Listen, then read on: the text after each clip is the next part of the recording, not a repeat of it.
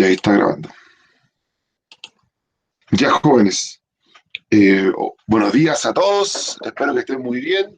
Día miércoles, estamos un poco más temprano que ayer, pero me imagino que con más energía, eh, con hermetismo. ¿Quién gana? Si Trump o, o Biden. No, que yo creo que no nos interesa mucho, pero para la política internacional de nuestro país, pero igual es divertido igual. Eh, Hoy día vamos a seguir con la evolución política de la dictadura, ¿ya? Vamos a seguir con eso. Ayer vimos la primera etapa, que fue desde el golpe de Estado hasta la Constitución del 80, donde hablábamos que fundamentalmente la dictadura intentó instalarse en el poder, legitimarse a través de distintas formas, fundamentalmente la legal, y crear un nuevo orden institucional. Un nuevo orden institucional que se va a consolidar con la Constitución del 80, un orden que va a generar una democracia autoritaria y protegida, ¿ya? Con gran independencia de las Fuerzas Armadas, con presencia en muchas instituciones políticas, como el Consejo de Seguridad Nacional. Hoy día vamos a ver la otra etapa, del 80 al 88. Vamos a llegar hasta antes del plebiscito. El plebiscito lo vamos a ver en otra clase en particular y todo. Pero vamos a analizar hoy día la constitución, perdón, el periodo posterior a la constitución del 80. Vamos a ver fundamentalmente las consecuencias de las jornadas de protestas. Por eso la foto de nuestro título es una de las fotos emblemáticas de las jornadas de protestas, donde la dictadura va a entrar en fuertes problemas y en grandes cuestionamientos. ¿Ya? Ahora, eh, bueno, ustedes saben siempre ingresar con su mail institucional, el micrófono apagado, pero siempre bienvenido para cualquier aporte, reflexión, bienvenido siempre, ¿ya? Y fundamentalmente la cámara apagada también para evitar distracciones y el chat siempre muy activo para dudas, consultas. Yo siempre lo estoy mirando en todo momento, así que bienvenido, ¿ya? Ahora, bueno, lavar constantemente nuestras manos, ustedes saben, mantener el distanciamiento físico, usar mascarilla, ya nada de andar relajándonos con la pandemia. ¿Qué tipo de estudiante hoy los representa? Intenté buscar algún tipo de estudiante, igual las imágenes que se ven ahí son como bien gringas, bien de estereotipo, no hay ningún estudiante moreno en esa foto, típica imagen gringa, pero ¿qué estudiante los representa hoy? Quizás el uno más tranquilo, el 2 quizás con sueño, ya, el 3 medio aburrido, ya 4 y 3 la Renata, chuta, ya, un poco de sueño, durmiendo. Bueno, las clases empiezan temprano en el colegio, 3 y 8 chuta, ya, Carla, ánimo, y 9 la Sofía, ya, vamos, bien la actitud, bien Jeremías el 9, ya, 2 y 3 y 4 la Valentina, ya, vamos, a mejorar el día, vamos despertando. Maximiliano 4, ya, 2, hay varios que están con sueño, Matías, Luis y Alexandra 2.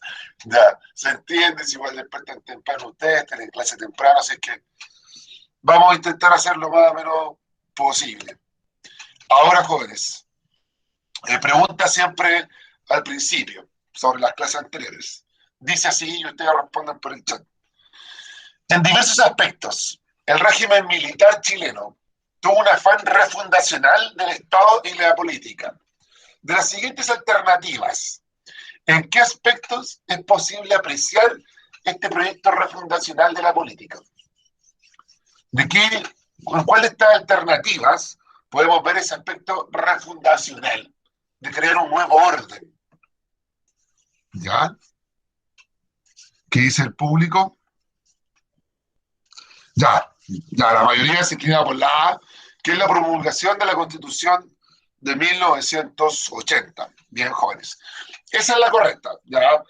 Esta nueva Constitución es un elemento simbólico, el mejor ejemplo de la creación de un nuevo orden legal, que ayer vimos en profundidad, un Estado subsidiario, una democracia protegida por el mundo militar, ¿ya?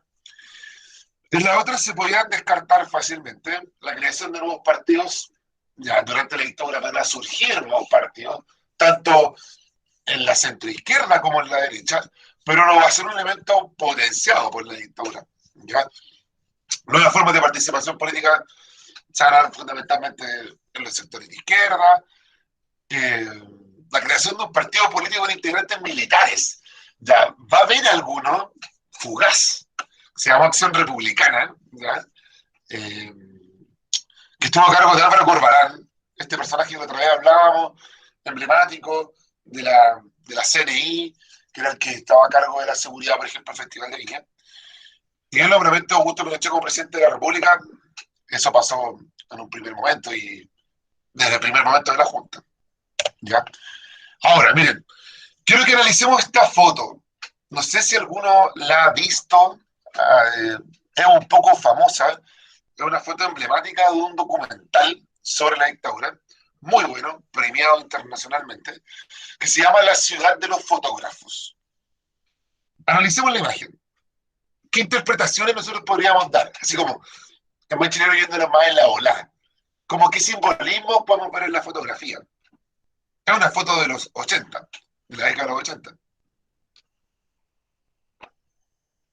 Por ejemplo, ¿qué representa la persona de estatura baja? ¿Y qué representan los otros?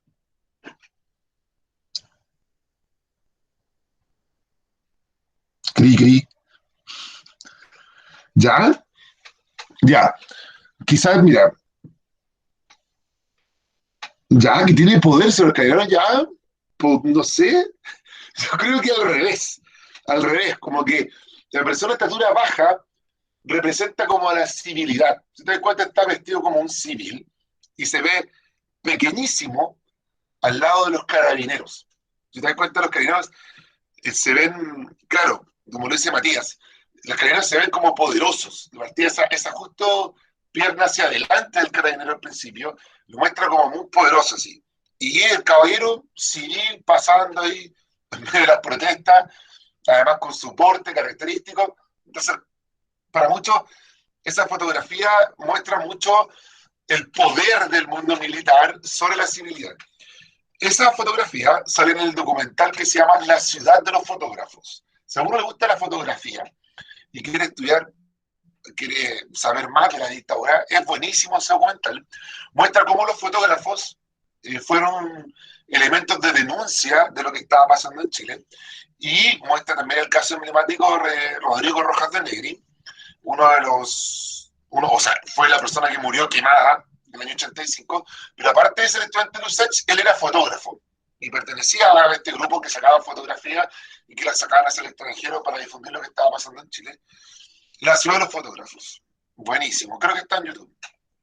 Ya. Ahora, la crisis económica del 82 y el inicio de la crisis política.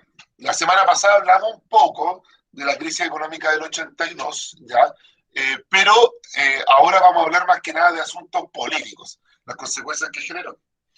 Primero, genera una altísima cesantía e inflación, bastante particular, y que va a generar un descontento social grande, ¿ya?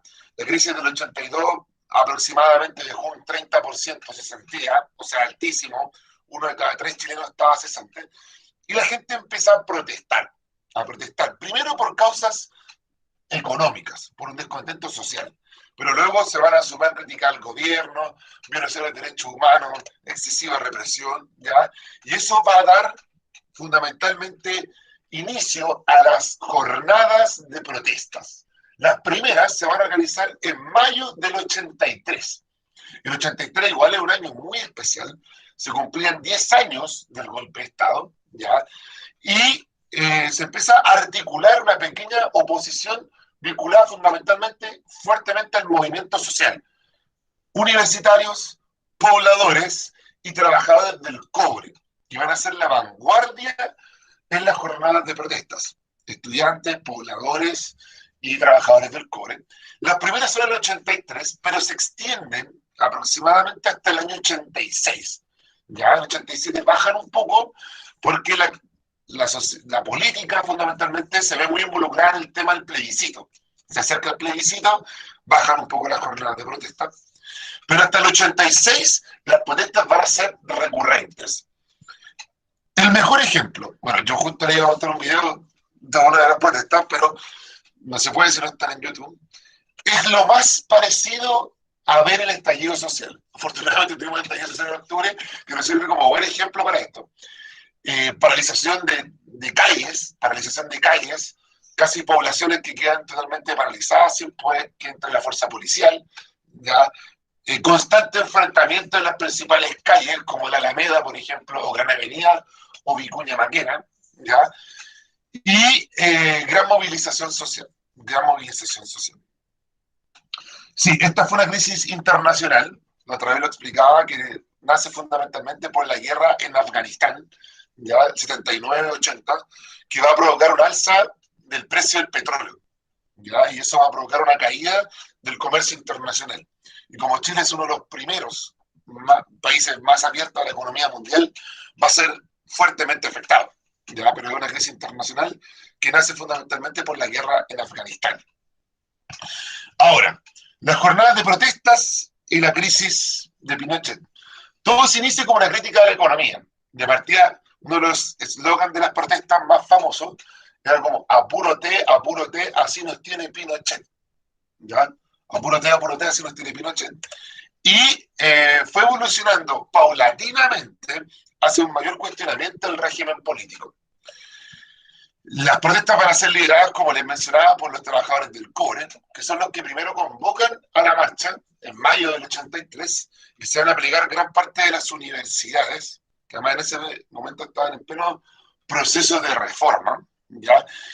Estudiantes pobladores y las mujeres, que son un elemento bastante particular porque no olvidemos que las mujeres fueron las principales opositoras a Allende, pero también las mujeres van a ser gran parte de ellas las principales opositoras a la dictadura.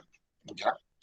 Acá tenemos algunas fotografías de esas jornadas de protestas, fundamentalmente el centro de Santiago, ¿ya? Como eje político del poder, que se empezaron a tomar las protestas, y algunos panfletos que eran bastante particulares.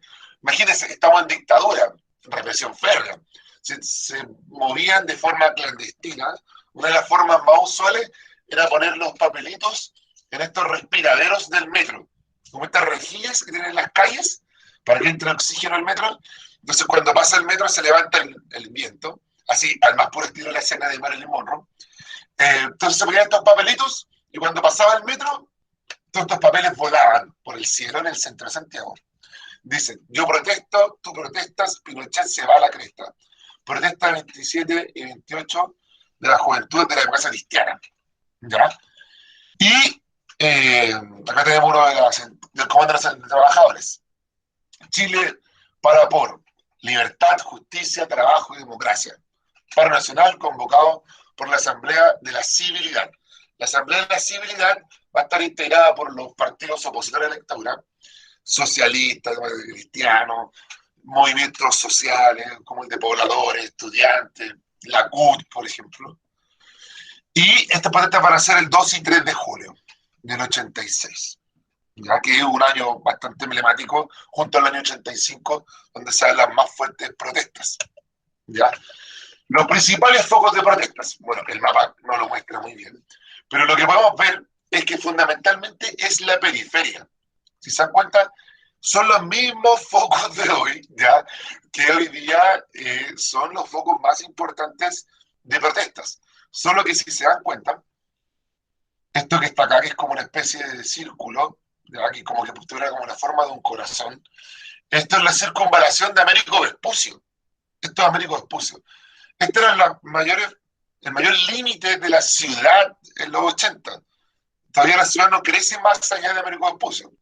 Yo, maipuzino, ustedes talagantinos, sabemos que Vespucio, hay, más allá de Vespucio hay más vida, ¿ya? Hay más gente, pero en esa época, si se dan cuenta, en la periferia, el foco principal. Pedro Aguirre Cerda, Lo Hermida, la Avenida Grecia, y Renca, Reencaloprado Pudahuel. ¿Ya? Ahora, ¿cuál fue la reacción del gobierno?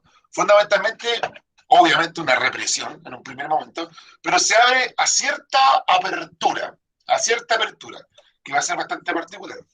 La Junta en un primer momento reacciona con represión.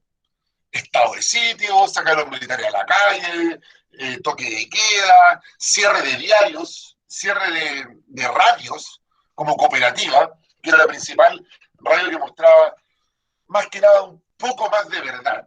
¿Ya? No era fundamentalmente de oposición, pero sí mostraba un poco más los hechos que la televisión o que las radios no podían no podían transmitir. ¿Ya? Ejemplo de ello va a ser la muerte de Tucapel Jiménez.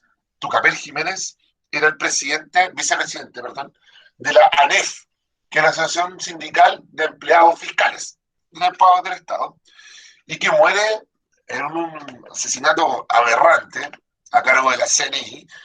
Él era taxista, aparte de ser trabajador público, en su hora libre trabajaba como taxista, estaba articulando gran parte de las protestas, y la CNI lo detiene, lo matan y hacen pasar el asesinato como un asalto. Le roban el taxímetro, un poco de plata, y matan a otra persona culpándolo del asesinato. ¿Ya?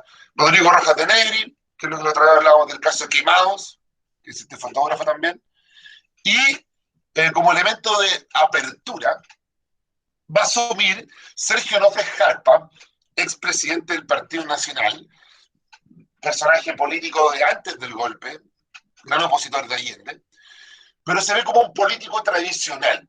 Y Pinochet lo pone como ministro del Interior. Ya lo pone como ministro del Interior para que negocie con la oposición, para que bajen las protestas. Pinochet va a dar ciertos gestos, por ejemplo, va a aceptar el reingreso al país de un número importante de exiliados, ¿ya? Por lo cual van a haber ciertos gestos hacia la oposición, de cierta apertura, de cierto buen trato, ¿ya? Poniendo a Sergio López Jarpa, que es un político tradicional. No va a durar mucho, va a durar con suerte meses como ministro del Interior, y después va a volver uno fuerte de la represión, ¿ya? Ahora, gracias a las protestas del 83 hasta el 86, se van a empezar a formar conglomerados contra la dictadura, conglomerados políticos, ya muchos de ellos apoyados por movimientos ciudadanos, por movimientos sociales, pero fundamentalmente por partidos políticos. Vamos a tener dos grandes conglomerados. Uno se va a llamar la llamada Alianza Democrática, que obviamente va a buscar, democrática, una salida electoral, una salida pactada con la dictadura, una salida más pacífica. Obviamente va a estar integrada por la democracia cristiana y el Partido Radical, que hemos dicho que no tiene mucha importancia, también está en la clandestinidad, ya también fue reprimido, y va a apoyar a la democracia cristiana en esta alianza democrática, de tener una salida más o menos pactada con la dictadura.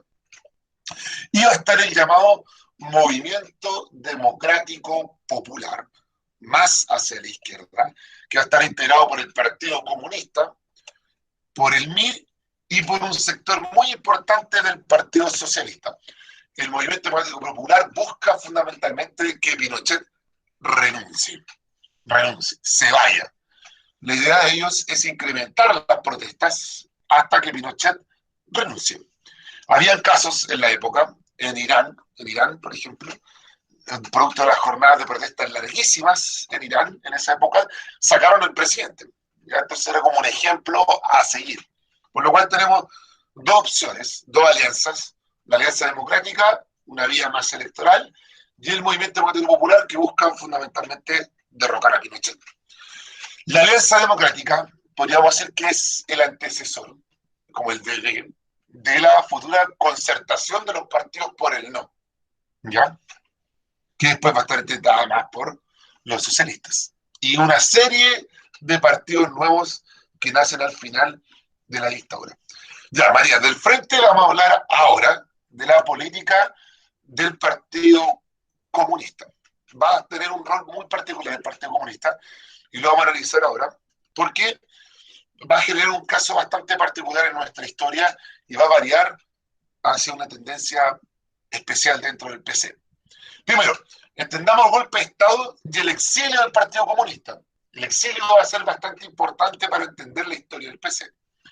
Primero, al salir del país, los integrantes del Partido Comunista, producto del golpe de Estado, gran parte de ellos se van a exiliar tanto en Cuba como en la ex Unión Soviética, pero fundamentalmente en Cuba. La mayoría de los integrantes del PC, del Partido Comunista, se van a exiliar en Cuba. Y eso es bastante particular. En el exilio, porque están en Cuba, se genera una importante revisión de las acciones del PC durante el gobierno de Allende. ¿Ya?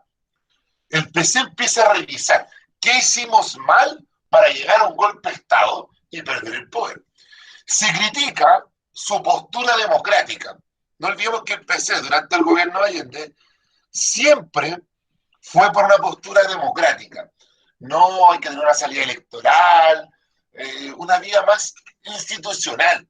Y esa fue la historia del PC en toda nuestra historia en Chile hasta el golpe de Estado. Cuando nos proscribió Gabriel González Videla, no hicieron una vía armada, sino que simplemente esperaron a que los volvieran a legalizar. ¿Ya? Por lo cual, el PC en Cuba, pensemos que en Cuba la revolución triunfó por las armas. Fidel jamás creyó en la vía legal de Salvador Allende. ¿Ya? Siempre creyeron en una vía armada. Entonces, muchos de los integrantes del Partido Comunista son criticados por esto. Así como, ustedes ingenuos que creían que iban a hacer la revolución con votos, la revolución se hace con armas. ¿Ya? Y se impulsa una pequeña, pero paulatina, militarización de sus cuadros políticos. Los integrantes del PC chilenos que llegan al exilio a Cuba empiezan a integrar fuerzas militares cubanas, empiezan a recibir instrucción militar. En un primer momento no se sabe para qué, pero simplemente empiezan a recibir instrucción. ¿Ah? ¿Hasta ahí alguna duda? Pregunta, consulta. Ya. Bueno, cualquier duda o consulta, los estoy escuchando. Ya. La formación de los primeros cuadros militares. Bueno, tenemos una imagen emblemática de Fidel visitando un cuartel con mucha presencia de jóvenes chilenos. Ya. Se empieza a enviar un número significativo de jóvenes a instrucción militar, tanto en Cuba como en países comunistas. Por ejemplo, Bulgaria, la ex Unión Soviética, Rumania, ¿ya? Son entrenados, reciben entrenamiento fundamentalmente de guerrilla, ¿ya?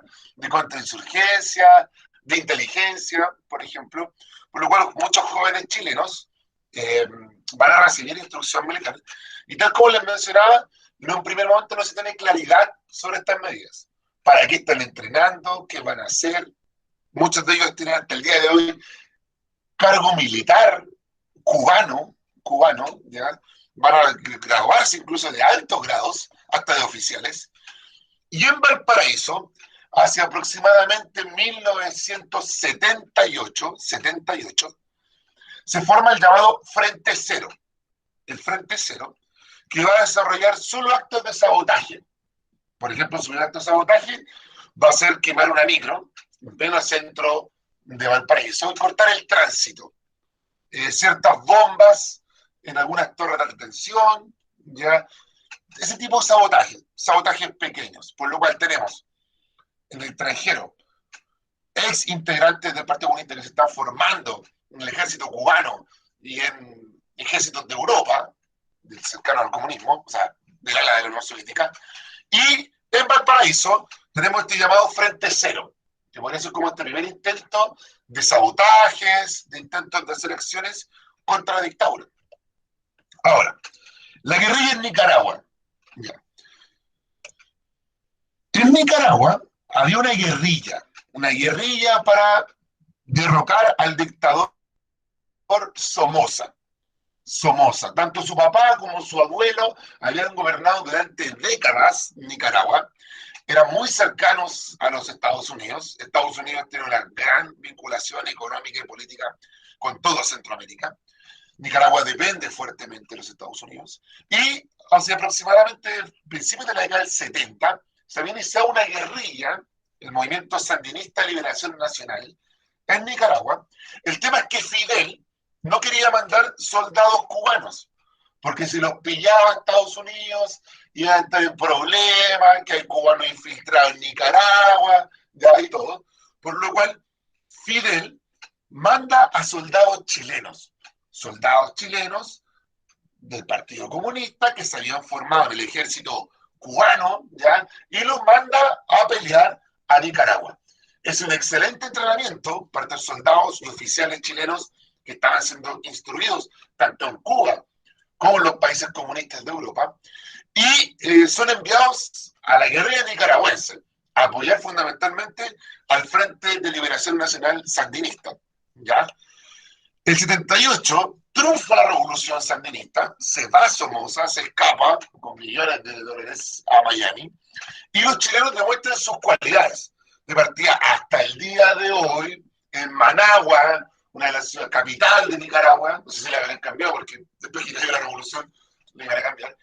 En Managua, donde triunfa la revolución, hay un monolito de apoyo y de gratitud a los soldados chilenos que lucharon en Nicaragua. Soldados chilenos, o sea, que nada del ejército cubano, pero eran de nacionalidad chilena, murieron en Nicaragua. Murieron. Hay un monolito, también murieron del MIR, de que también fueron a pelear a Nicaragua, pero esas fueron por las de ellos, ¿ya? Por lo cual, los chilenos van a recibir instrucción cubana y van a poder aplicar todo en Nicaragua. O sea, el PC va a tener soldados preparados para poder hacer algún intento en Chile. Bueno, ahí tenemos la clásica foto como de los revolucionarios arriba de un tanque, llegando a Managua, tomando el poder. ¿Ya? ¿Hasta ahí alguna duda? ¿Pregunta?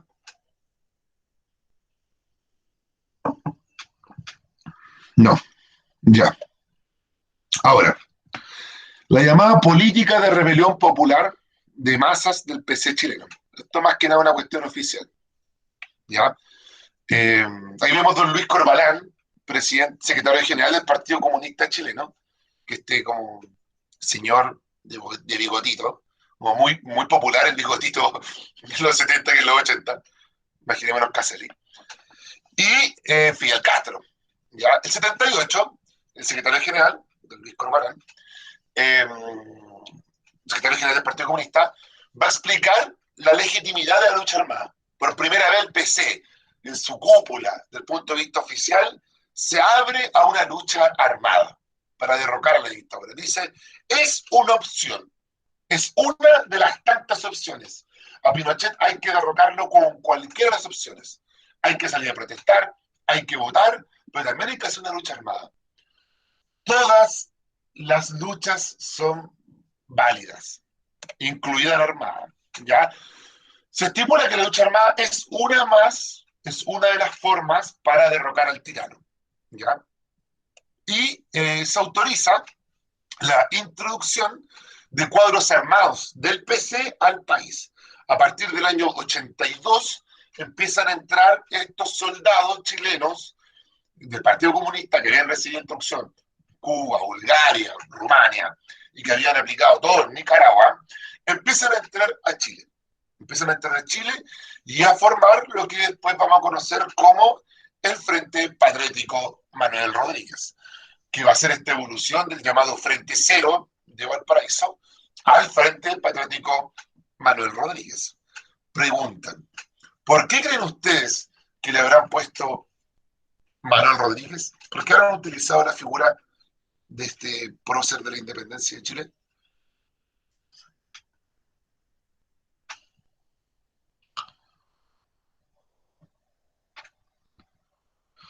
Ya, es un personaje bien, lo que hizo Sofía, un guerrillero, lo que hizo Matías, un personaje histórico de Chile. Ya, bien. Más que nada es por eso, es como para utilizar un personaje de nuestra historia, que fue guerrillero, que luchó contra el Imperio Español, que se enfrentó al autoritarismo de O'Higgins. No olvidemos que también la dictadura usó mucho la figura de O'Higgins, ¿ya? Pero también tiene que ver con el ejemplo de Nicaragua. Hablamos que gran parte de estos soldados que van a integrar el Frente Patriótico de Rodríguez pero en Nicaragua. Y en Nicaragua se utilizó también la figura de un prócer, Sandino, Sandino, Frente de Liberación Nacional Sandinista, ¿ya? Entonces también se utilizó este nombre, como también un personaje, al igual que en Nicaragua, y se eligió Manuel Rodríguez por estar acá histórica y todo lo hecho, ¿ya? Los cuadros militares del PC inician sus acciones con pequeñas acciones de sabotaje. Por ejemplo, la primera torre de detención que van a derribar va a estar en Caleta de Tango, ¿ya? Que se hace en el año 84, y empiezan con pequeños sabotajes, ¿ya?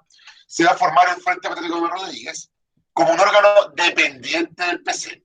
Va a ser como un brazo armado del Partido Comunista, a pesar de que a el año 87 se va a separar del Partido Comunista, ¿ya? Y las primeras acciones buscan resaltar en los medios la presencia del frente, porque los medios de comunicación en unos primeros meses no van a mostrar las acciones del frente, para mostrar que todo está bien. Van a haber casos emblemáticos.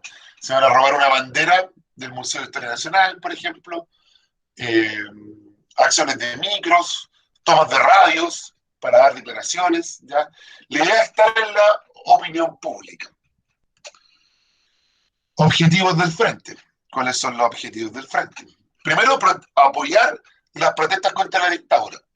El Frente Patriótico de Rodríguez se siente la vanguardia del proletariado, la vanguardia del mundo obrero. Apoyar en las protestas, dar cierto apoyo armado, de protección, ¿ya?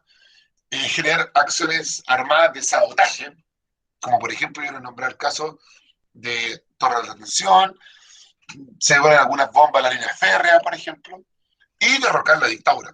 Derrocar la dictadura.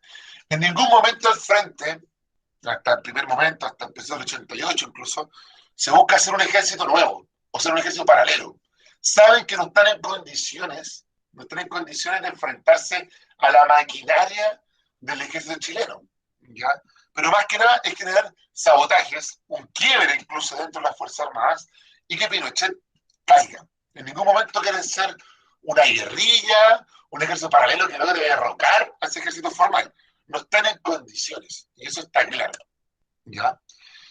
Y posteriormente, la idea es que cuando caiga Pinochet, es generar un ejército popular, un nuevo ejército, ¿ya? Que el frente se integra a este nuevo ejército, integrar el ejército antiguo, formar un nuevo ejército. Pero eso es un ideal, eso es un ideal cuando caiga Pinochet. Bueno, Pinochet cayó, no cayó por la estrategia del frente, sino que la estrategia cayó más que nada por una cuestión establecida legalmente en la misma constitución.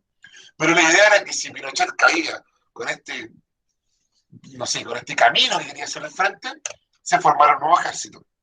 Ahora, vamos a hablar de dos casos, de las dos grandes operaciones del frente. Lamentablemente, las dos operaciones fallidas, que marcan la historia de decadencia del frente hacia el final de los 80. Carrizal Bajo. No sé si alguno ha ido a un lugar que se llama Carrizal, que hace el norte de Chile, es una caleta sin pena ni gloria. Ustedes pasan por ahí y no se van a dar ni cuenta que hay un poblado que se llama Carrizal. Hay dos, bajo y alto. ¿Qué ocurrió? En el año 86 se busca introducir millones de armas desde el extranjero a Chile, fundamentalmente desde Cuba, ¿ya? Para hacer mayor frente a la dictadura militar, ¿ya? Los cubanos fundamentalmente traen un barco lleno de armas que eran norteamericanas, que eran las armas que habían dejado los gringos botadas en Vietnam. Cuando los gringos arrancan de Vietnam, cuando pierden en Vietnam, dejan millones de armas botadas. Entonces los cubanos las toman y las traen a Chile. ¿Para qué?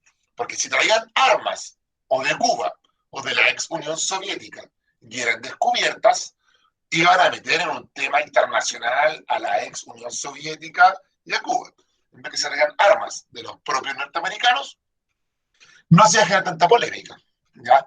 Estas armas serían utilizadas contra la lucha de la dictadura y se utilizó una caleta de pescadores. Una caleta de pescadores, Carrizal, ya, hacia el norte de Chile, región de Atacama, si no me equivoco. Y desde ahí se mandan peces de lanchas, así como Zodiac, a alta mar, donde estaba el barco cubano, y se traen las armas, ¿ya? El problema es que son descubiertos por agentes de la CNI en agosto del año 86. Bueno, habían puesto una empresa ficticia de Huiro, recolectora de Huiro, pero la alcaldesa de Mar sospecha mucho de esta empresa, pagaba bastante bien, ¿ya? Los tipos no trabajaban mucho en el Huiro, y el comportamiento. La mayoría de los que trabajaron en Carrizal Bajo son jóvenes, digámoslo, clase media alta, que no se comportan como pescadores. Les doy un dato free. Por ejemplo, los pescadores sospechan de esta empresa porque los pescadores no van a tomar, porque los de la empresa ficticia no van a tomar, no van a los bares. Los pescadores siempre tienen como esa imagen uno de curado, así como de viejo chicha. Tampoco iban a los prostíbulos del pueblo. Pensemos, pescadores, sociedad muy machista en esa época, patriarcal, ya, entonces los tipos empezaron a sospechar. Oye, estos locos, ¿qué onda? No van a tomar, no se comportan como pescadores. ¿Ya?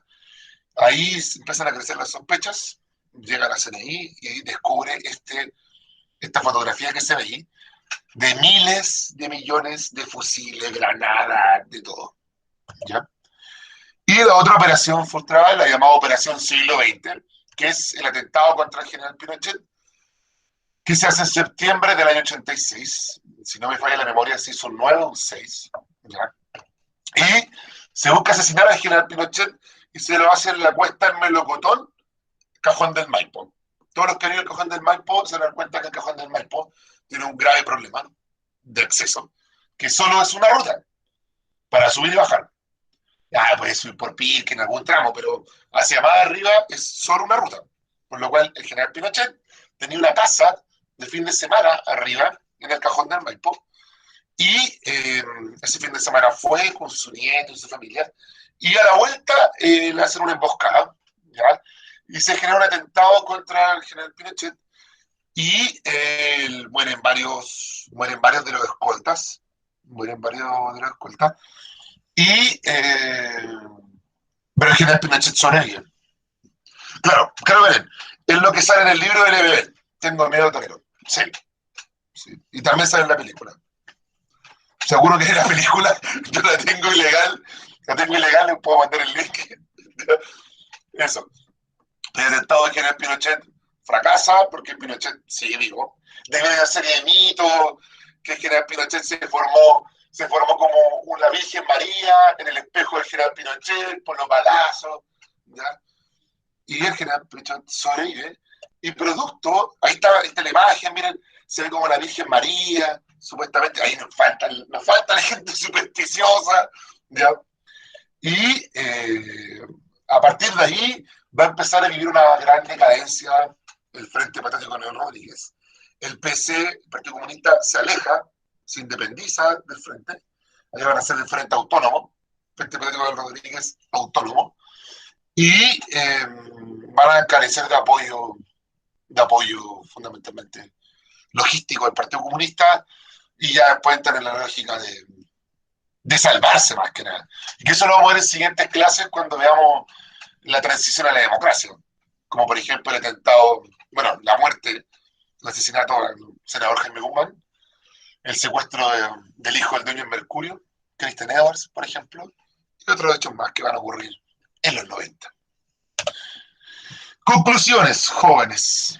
La Constitución del 80 consagra un nuevo orden jurídico. Eso lo vimos ayer, tenemos un nuevo orden jurídico. La crisis económica ayudó a crear un clima de cuestionamiento a la dictadura. Ya la gente empieza a protestar, salen jornadas de protestas, ya se genera un gran cuestionamiento a la dictadura militar.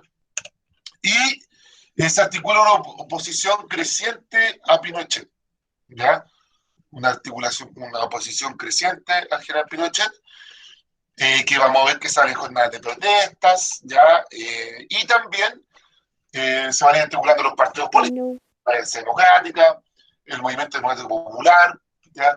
Surge el Frente Patriótico de Rodríguez, por lo cual son años de convulsión. Y toda esta situación va a ir creando una gran expectación para el plebiscito del 88, que eso es materia de nuestras siguientes clases, Y vamos a ver que los 80 no son muy tranquilos, tal como lo vimos hoy día. Hasta ahí. ¿Alguna duda, jóvenes? ¿Pregunta? No, parece que no. Ya. Bueno, jóvenes, ahora vamos a Classroom, a Classroom y hacemos el formulario, el test. ¿Ya? Este igual tiene 4 preguntas. Son cortitas también. Así es que se van a demorar súper poco.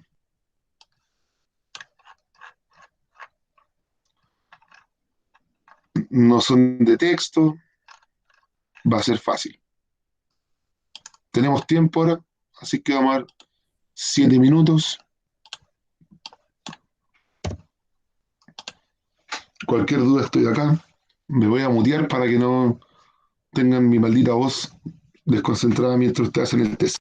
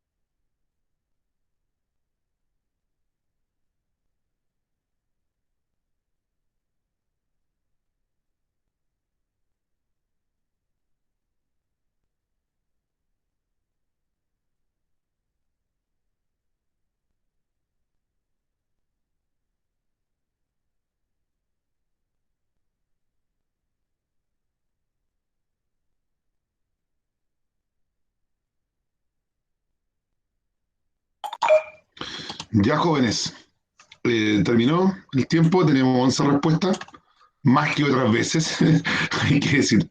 Bueno, la mayoría fue súper bien. De 3 a 4 puntos, bien, excelente. Vamos a ir. Bueno, la primera está correcta, completa. Nadie se equivocó. Las 22 jornadas de protestas nacionales desplegadas a partir de mayo del 83 fueron los procesos que se han utilizado por múltiples autores para marcar el inicio de una paulatina apertura política de la dictadura militar chilena. Entre otras razones, hoy se explica por qué las protestas se articuló un amplio movimiento social que rechazaba eh, fundamentalmente a, a la dictadura. ¿Ya? O sea, bueno, todo correcto. Bueno, las dos, todas de nuevo correctas, 100%. Que la crisis económica del 82, bueno, vamos a leerla mejor, donde está la imagen. O sea, que todos le tuvieron correcta. Bueno, contextualizando las protestas del 80, uno, un descontento incubado en amplios sectores sociales, tuvo una expresión. Mucha gente que ya estaba harta de la dictadura vio en las protestas una forma de protestar, de reclamar. Dos, una de las causas de las protestas fue la cesantía. Sí, lo dijimos al principio, todo nace producto de la crisis económica. Y tres, el éxito de esta jornada provocó la reapertura del Congreso Nacional. No, Pinochet no lo va a abrir hasta el 90. ¿Ya? Simplemente puso un ministro nuevo, que volvieron los exiliados, pero no va a haber Congreso hasta que el general deje la moneda. La 3 también, todo correcta, ¿ya? Eh, lo voy a leer también desde la imagen, ya que todo lo tuvieron correcto.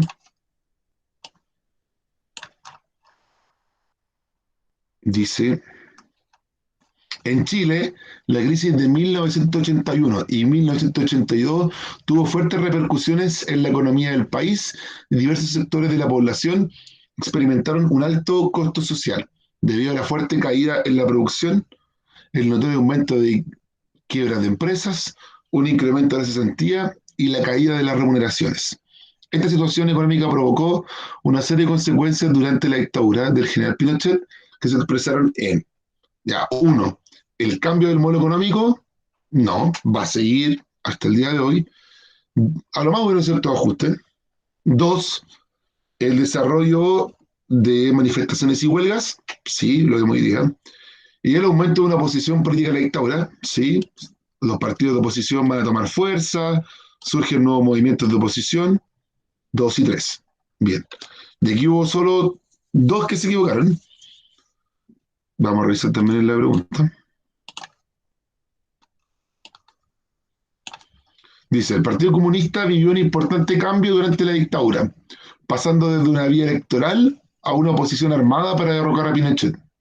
Entre los elementos y hechos que podemos destacar que simbolizan este cambio, podemos mencionar, ya, uno, la formación del Frente Patriótico de Rodríguez. Sí, se forma el Frente. Es una política armada de PC. Dos, el atentado a Pinochet en el Cajón del Maipo. Sí, es un ejemplo de esta vía armada de asesinar a general. Y tres, la formación de la concertación de los partidos por el no. No, el Partido Comunista no va a integrar la concertación, el Frente Patriótico Manuel Rodríguez tampoco, no cree que Pinochet va a dejar el poder por la vía electoral y se la van a jugar siempre por la vía armada, siempre, hasta que Pinochet se vaya, e incluso algunos años después. ¿Ya? Por eso era solo uno y dos. Bueno, de la concertación vamos a hablar en profundidad en la clase del plebiscito. ¿Ya? Eso, no sé, alguna duda cuando están hablando de la elección de Estados Unidos, sigue ganando Biden por poco. El tema es que nos faltan estados que dan muchos electores. No sé si se han dado cuenta que los gringos tienen un sistema electoral muy complicado. No votan directamente así como nosotros por el candidato, votan por electos, o sea, por electores, y no todos los estados valen lo mismo. Es súper injusto. O sea, el voto de los ciudadanos norteamericanos no vale lo mismo según estado. Depende de la cantidad de población, incluso de la antigüedad del estado. Hay estados con poca población, pero son de los estados fundacionales, tienen más electores, eso. Bueno, hay que ver. ¿Qué más? Pero no creo que se sepa hoy día, porque ahora mal, los gringos votan por correo, se cuenta súper. Además son millones. Votaron como, no sé, 60 millones de personas por correo, imagínense. Imagínense si hiciéramos eso en Chile. A mí me llegan cartas aquí de marzo, imagínense el correo. Eso. Ya jóvenes, si no hay alguna duda, pregunta. Ah, lo otro. Jóvenes, muy pocos me han mandado la metacognición que corresponde hasta hoy día. Hoy día le respondí media a la Belén, por ejemplo, a la Kiri, a Luis. El otro día me la mandó el Benja. Bueno, Matías y el Alexandra la habían mandado. Pero tengo muy pocos. Sí, así es que pónganse al día. Está en la última clase, está en la clase de la clase 66 del jueves, del último jueves que tuvimos.